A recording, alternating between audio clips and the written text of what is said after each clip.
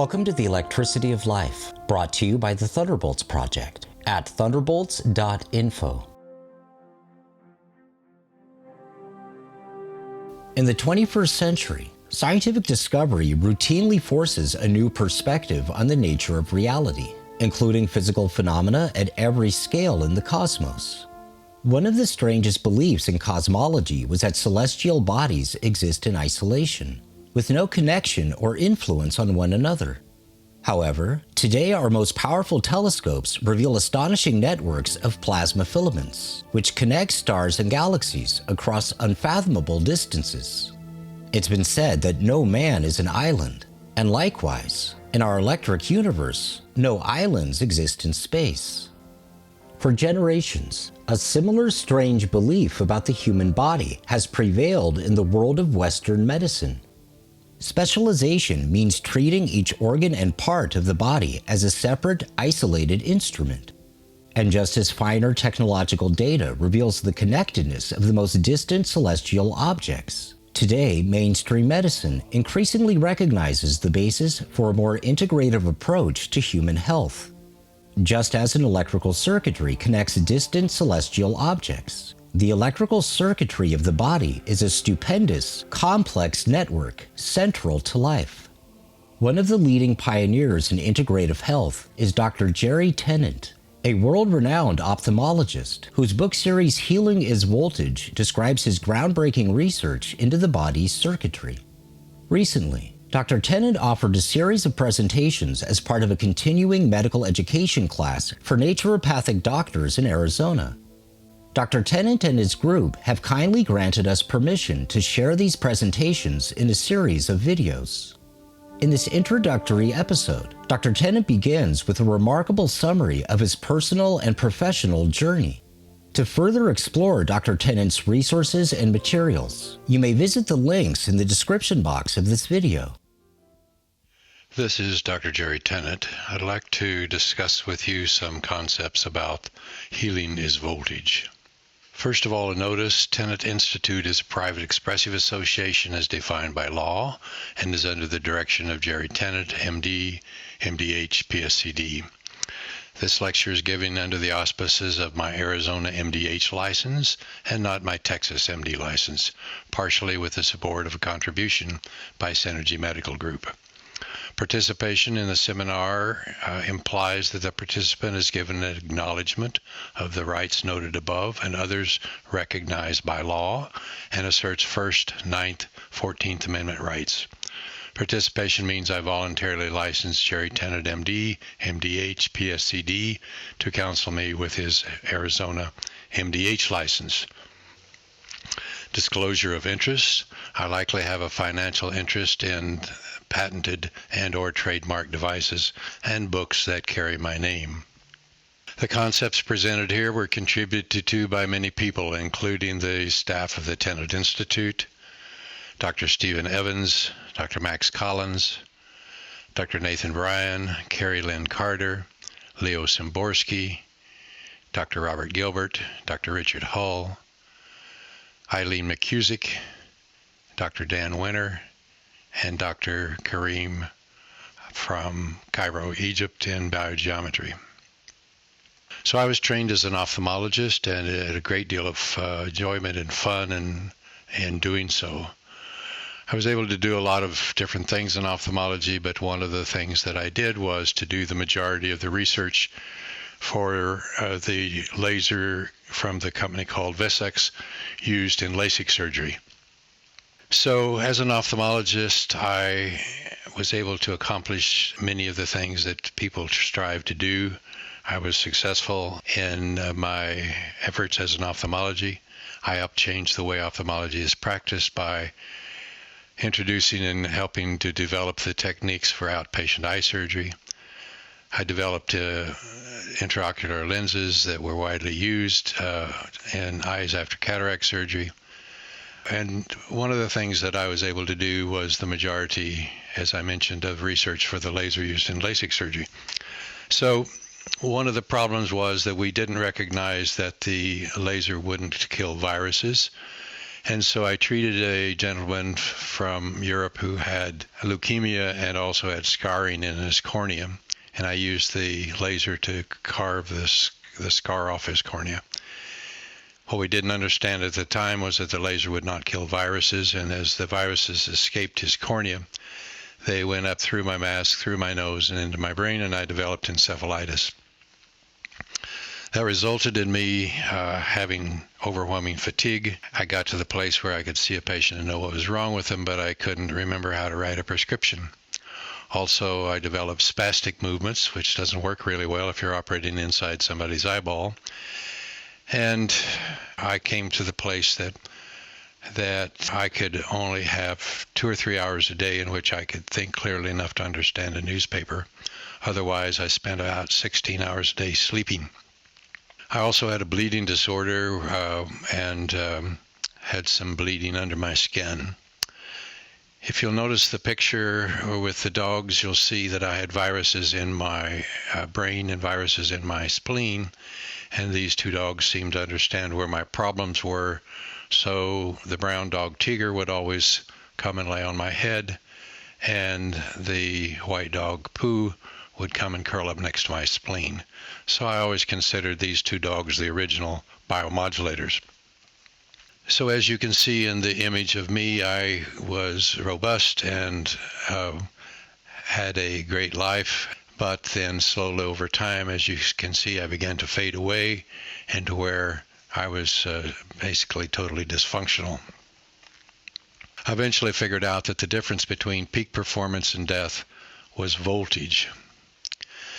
So I began to, in the 2 or 3 hours a day I could think, I began to read cellular biology books with the concept that if I could figure out how to make one cell work, I could figure out how to make them all work. Because after all, cells look different, but they really have the same hardware, just different software. And in all of the cellular biology books, I began to realize that cells had to have voltage to work. So for a moment, let's look at the concept of regeneration versus healing. If I cut myself with a knife, then the skin will heal, leaving behind perhaps a small scar. On the other hand, if I cut off a finger, but that finger actually regrows, then that's called regeneration. And regeneration is controlled by voltage. So the purpose of this lecture, among others, is to focus on the role of voltage in stem cell function, along with exosomes and recovery from chronic disease. This subject cannot be adequately covered in the few minutes we have allotted, but it's hoped that this lecture will focus your attention on its role so you will want to learn more. Now, the foundation work of this subject was done by Robert Becker and by Dr. Bjorn Nordenstrom. Becker wrote the book The Body Electric. Nordenstrom wrote the book Biologically Closed Electric Circuits. So each of us working in this field are standing on the shoulders of these pioneers. So in Becker's work, he was interested in the subject of if a human loses a piece of bone, they grow more bone.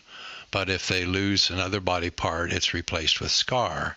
And he wondered why that was. Why is it that the human can make bone but has difficulty replacing other organs? So to study this, he used the salamander. The salamander has essentially the same anatomy as the human, that is, the same number of bones, muscles, and nerves, and in the same arrangement. But unlike the human, the salamander is capable of growing an exact replacement of an arm, leg, eye, ear, up to a third of its brain, almost all of its digestive tract, and up to a half of its heart. The salamander is so efficient at regeneration that it does not get cancer. The regeneration of the salamander cannot be explained by chemical mechanistic views of traditional medicine. So Becker studied the salamander by studying its voltage patterns. So he found that if you cut off the salamander's arm, Then over the next days, it would actually grow a new arm. So a salamander's base voltage is minus 10 millivolts compared to a human, which is minus 25 millivolts, as we'll discuss later. As the arm is amputated, the voltage drops to approximately plus 25 millivolts of electron stealer. So again, it goes from minus 10 millivolts of electron donor to plus 25 millivolts of electron stealer. Then the voltage begins to recover, and as it does so, it eventually gets up to minus 30 millivolts of electron donor. And as this occurs, then stem cells are formed, and the salamander grows a new arm in somewhere around 25 to 30 days.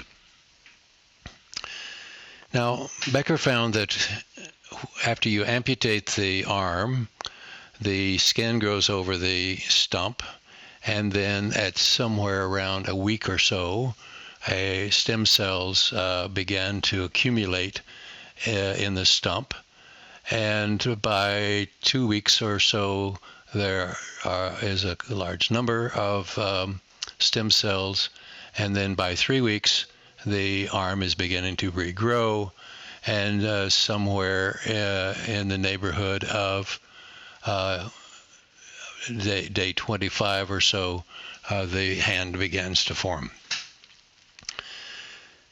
Now, he found some other very interesting things. So if he amputated the arm and waited until the stem cells formed, and he extracted those and made an incision somewhere else in the body, the salamander would grow whatever the local area was. So for example, if he amputated an arm, early on extracted the stem cells, made a slit by the salamander's hind leg and put the stem cells in there, it would grow another hind leg from those stem cells. On the other hand, if he waited until the stem cells were more mature before he extracted them, it was totally different. So he amputated the arm, he waits till the stem cells are somewhat matured, extracts them, makes an incision on the top of the salamander's head and puts them in there. The salamander will grow an arm at the top of his head. So what became obvious is that early on, the stem cells had not been programmed into what they were to become, and if wherever you put them, they would become or regenerate one of those body parts. On the other hand, if you left them a bit longer, they would be programmed to become what they were locally, and then when you extracted them and put them elsewhere, they would continue to grow that organ. Now in the lower right picture, you see an image of a dog that was on the news recently who had a tail growing out from between his eyebrows. And of course, they didn't seem to understand how this could happen, but looking at Becker's work, it's quite obvious. The stem cells from this dog's tail had been programmed to grow another tail, but somehow got moved and inserted between his eyes, and thus grew a tail there. In this image, we see an amputation of a salamander's arm at 48 hours, and you can see the bone sticking out the end. You can see the skin and the muscles have retracted somewhat. Here at 18 days, you can see the stem cells that are quite prominent. The collection of stem cells are called a blastema. And you can begin to see the dedifferentiation of the muscle cells. Here at 42 days, the limb pattern is completely restored, and as the salamander continues to grow the new arm. Now this is an image of a young boy who was a passenger on a four-wheeler. The driver of the four-wheeler turned it too sharply and actually caused the four-wheeler to roll, resulting in this injury.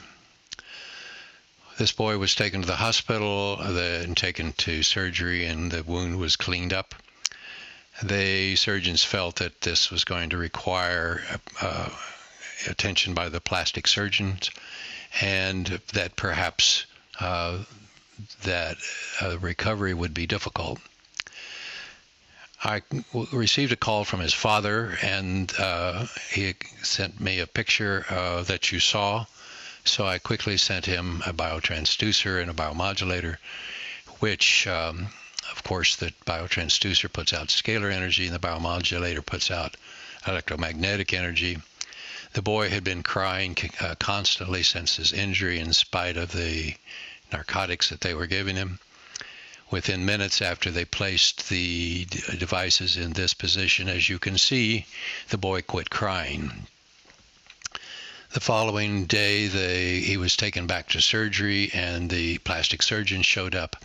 But the general surgeons were able to close this primarily without a skin graft. And the plastic surgeons were saying, "So why are we here?" as they left the operating room. Well, the picture on the right is a recent photograph of this boy's foot. You can see that it healed quite well, and this boy now plays soccer and football and has no apparent symptoms that he ever had this injury. So to some degree, you'll have to acknowledge that this was, in some regards, regeneration, as well as improved healing by restoring the voltage to the area. So you must realize that the human body is an electronic device. Now, any cellular biology book will tell you that cells are designed to run at a pH of 7.35 to 7.45. pH is actually the measurement of voltage in a solution.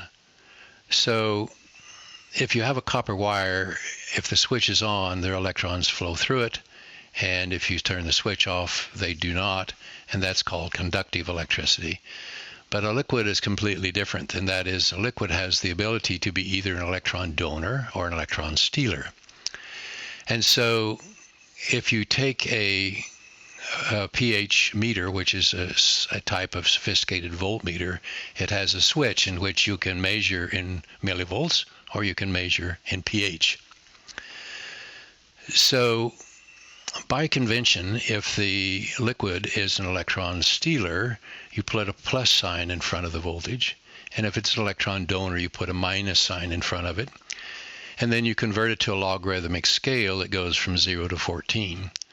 So plus 400 millivolts of electron stealer is the same as a pH of 0, and minus 400 millivolts of electron donor is the same as a pH of 14. If it's neither electron donor nor an electron stealer, it's a pH of 7. Now, I mentioned that all cellular biology books will tell you that cells are designed to run at a pH of 7.35 to 7.45. So 7.35 is a synonym of minus 20 millivolts of electron donor, and 7.45 is a synonym of minus 25 millivolts of electron donor. So what you see is that cells are designed to run between minus 20 and minus 25 millivolts. Now, some people get confused because if you take a cell and put it into a petri dish and put an electrode inside the cell and another outside the cell and measure the voltage across the cell membrane, you'll get about minus 90 millivolts. However, the environment in which cells are designed to run is between minus 20 and minus 25 millivolts. So cells need minus 25 millivolts to run correctly and minus 50 millivolts to make new cells. So this leads us to understand that all chronic disease is characterized by having inadequate voltage. Let me say that one more time. All chronic disease is characterized by having inadequate voltage. Now, the other thing that's important to realize in understanding chronic disease is that we're constantly wearing ourselves out and having to make new cells. So different sources have slightly different times because studies are based on tissue turnover time from natural stable isotope labeling, which varies according to bomb testing and other environmental factors. However, in general, you will find that you get new cells in the macula of your eye every 48 hours. The lining of your gut's replaced every 3 days. Your skin is 6 weeks old. Your liver's 8 weeks old. Your nervous system is between 8 and 12 months old, etc. So what's critical to understand is that chronic disease only occurs when we lose the ability to make new cells that work. So let me say that one more time. Chronic disease only occurs when we lose the ability to make new cells that work. So what's it take to make new cells that work? Well, as I mentioned, cells run at minus 25 millivolts, but it requires minus 50 millivolts to make new cells.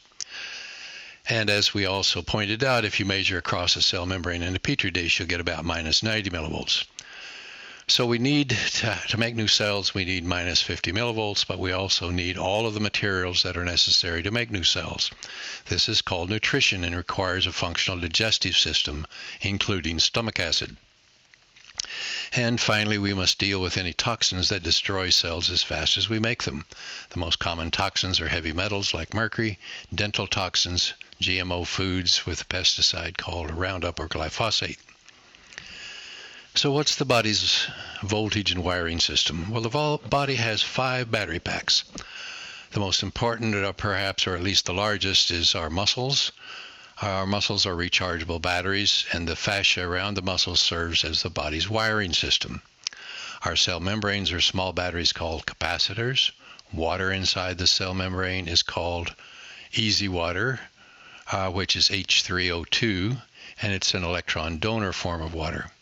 Inside the mitochondria, we have a rechargeable battery system called ADP-ATP, and then finally our DNA has its own battery using scalar energy.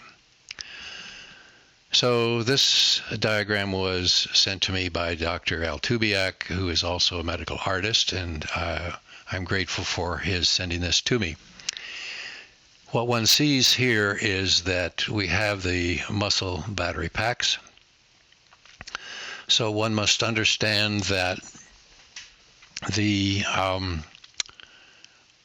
muscles are piezoelectric.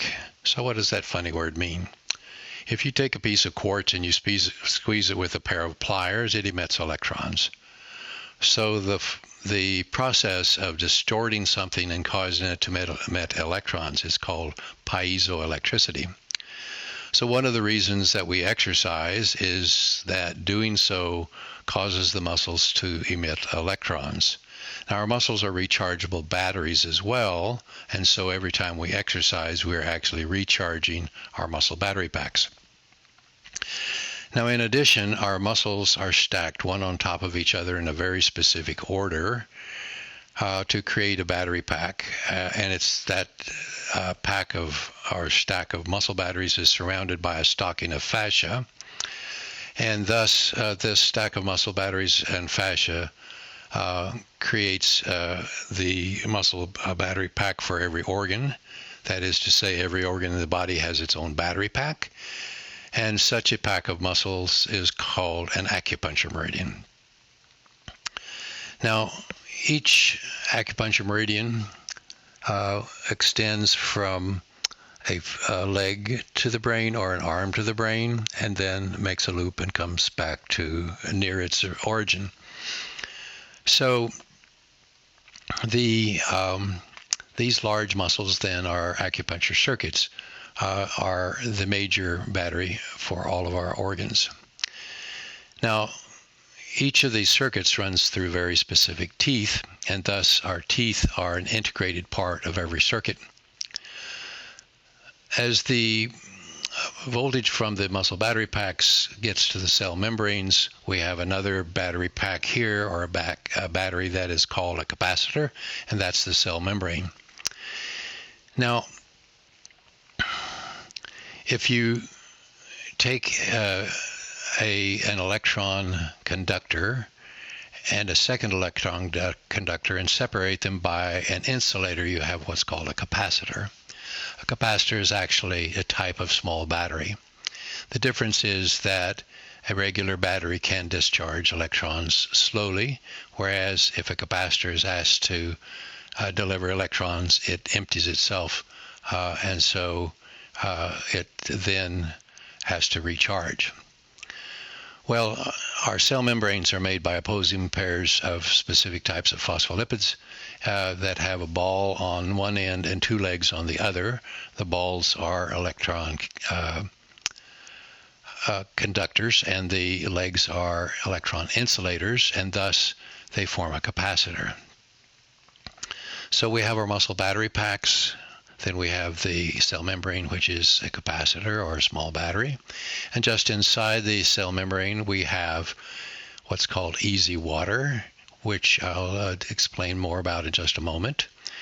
And then we have our mitochondria. Now, inside the mitochondria, we have a rechargeable battery system. When the battery is discharged, it's called ADP, and when it's charged, it's called ATP. And then finally, we have the DNA, which has its own power system, and that scalar energy implodes into the center of the DNA to give it its voltage. So here we see a diagram of the easy water. EZ stands for exclusion zone, and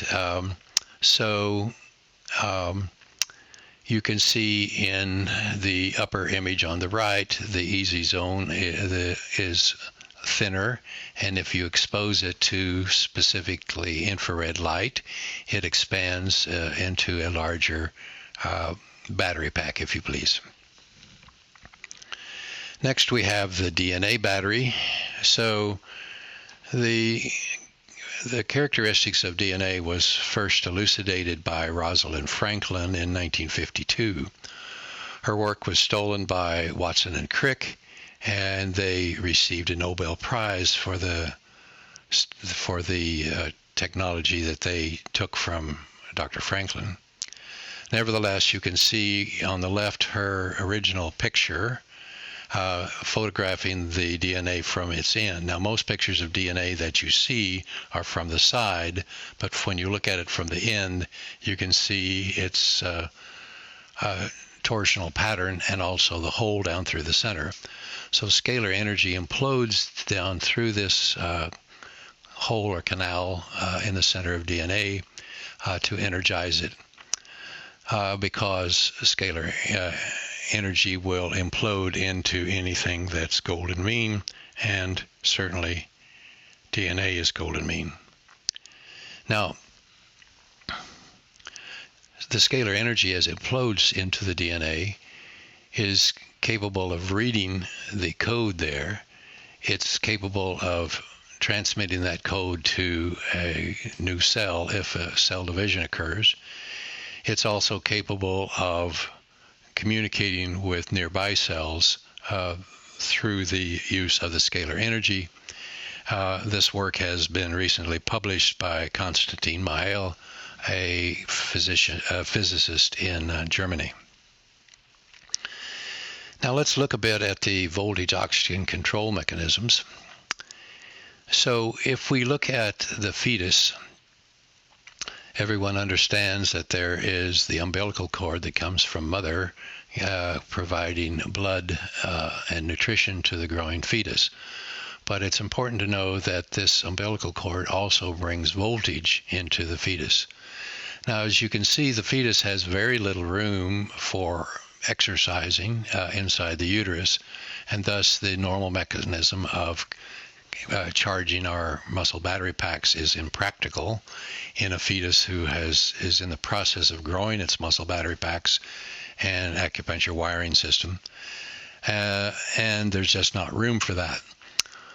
Well, at the time of birth, a string is tied around the umbilical cord and it is cut so that it leaves the new baby free from the umbilical cord. This then scars over on the end and becomes our umbilicus. Now, it's at this point when the umbilical cord is cut that the baby switches from this fetal or original wiring system to the muscle battery pack acupuncture system. Now, here you can see that surrounding the blood vessels, we have a fibrous sheath, and this fibrous sheath, like the fascia, is capable of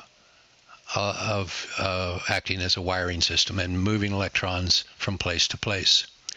So one of the things you should remember that around our blood vessels and also surrounding our muscle battery packs, we have this fibrous connective tissue around the muscle battery packs. It's called fascia, and it has a different name around the arteries and veins called tunica adventitia. Important thing to know is that these structures are semiconductors.